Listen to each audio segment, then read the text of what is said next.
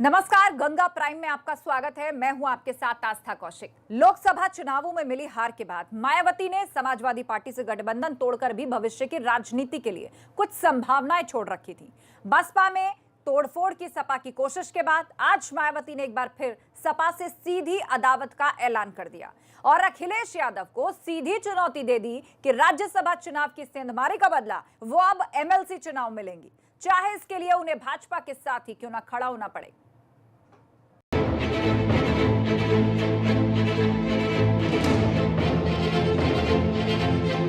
करीब 2 साल पहले अपनी अपनी साख बचाने के लिए सारे गिले शिकवे भुलाकर एक राह पर चलने वाले दो धुर विरोधी सपा और बसपा ने लोकसभा चुनाव के फौरन बाद ही अपनी अपनी राहें अलग कर ली थी। लेकिन यूपी के राज्यसभा चुनाव ने दोनों दलों के बीच 1.5 साल से दबी कड़वाहट को एक बार फिर सतह पर ला दिया है।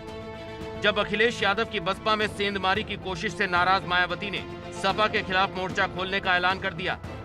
इनकी ये घिनौनी हरकत अब इस पार्टी को आगे चलकर कभी भी भारी पड़ सकती है।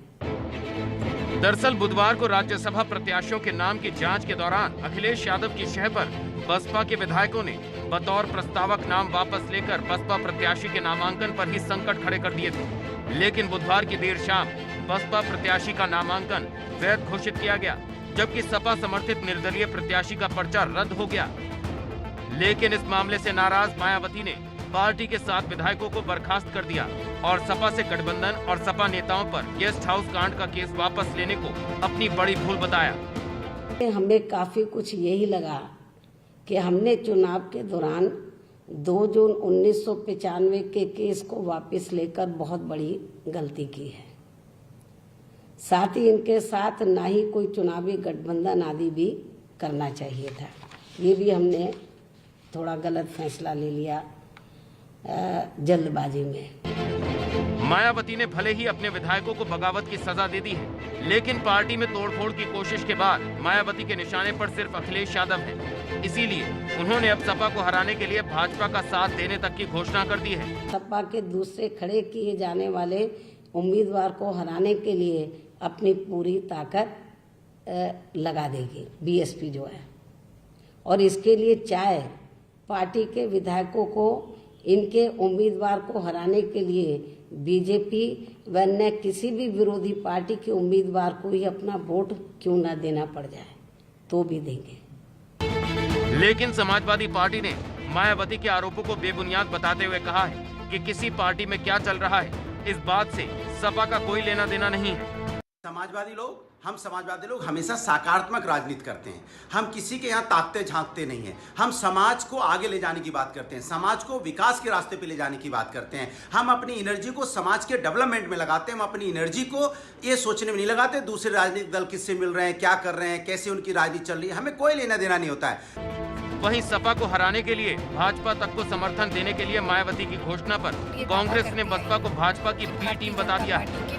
कांग्रेस पार्टी लगातार ये दावा करती आई है कि भारतीय जनता पार्टी के बी टीम के रूप में बसपा काम करती है, और आज जो सुश्री मायावती जी का बयान आया है जिसमें उन्होंने कहा है कि विधान परिषद के चुनाव में वो भारतीय जनता पार्टी के कैंडिडेट्स का समर्थन करेगी, ये स्पष्ट कर देता है कि ये एक डील का हिस्सा थी। लेकिन यूपी में तेजी से बदली सियासी तस्वीर से भाजपा ने किनारा कर लिया है। यूपी सरकार में मंत्री सिद्धार्थ नाथ सिंह ने इसे सियासी फायदे के लिए सपा और बसपा के बीच चल रही नूरा कुश्ती का नाम दे दिया है। ऐसा है, ये मायावती जी और अखिलेश जी की नूरा कुश्ती चल रही है। कभी तो बने बबुआ भतीजा, दुखी हो गए, भारतीय जनता पार्टी खिल के बाहर आई, ठीक है। अब उनकी अपनी कुछ हो गई, वो फायदा नहीं मिला, तो अब इनकी फिर लड़ाई शुरू हो गई। तो ये नूरा कुश्ती चल रही है। भाजपा भले ही इसे 2 दलों के बीच की खींचतान बता रही है, लेकिन अगर सपा के खिलाफ मायावती का यही रुख आगे भी जारी रहा तो आने वाले एमएलसी चुनाव में सपा के लिए बड़ी मुश्किल खड़ी हो सकती है और 2022 में होने वाले विधानसभा चुनाव से पहले यूपी में राजनीतिक समीकरण में बड़े बदलाव देखने को मिल सकते हैं। Bureau report, ABP Ganga. Mayawati ने बुधवार को अपने ही राज्यसभा प्रत्याशी के खिलाफ बगावत करने के आरोपी 7 विधायकों को पार्टी के खिलाफ बगावत करने के लिए पार्टी से निष्कासित कर दिया। लेकिन अपने खिलाफ हुई इस कार्रवाई के बाद अब बसपा के बागी विधायकों ने पार्टी के खिलाफ खुलकर अपना विरोध जाहिर कर दिया है। बसपा के निलंबित विधायकों से बात की है एबीपी गंगा के UP bureau chief Viresh Pande ने।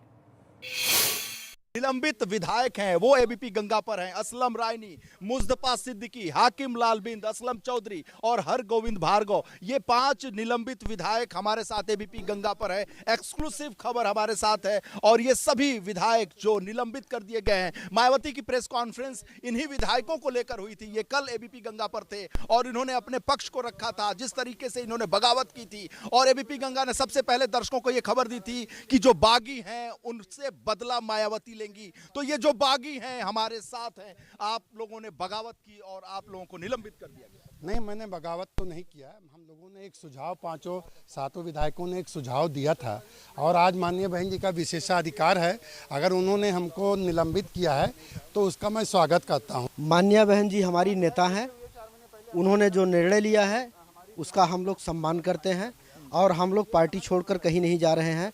हम लोगों ने पार्टी से त्यागपत्र तो दिया नहीं है। सही बात तो यह है, जैसा जो होता वैसा समझता है।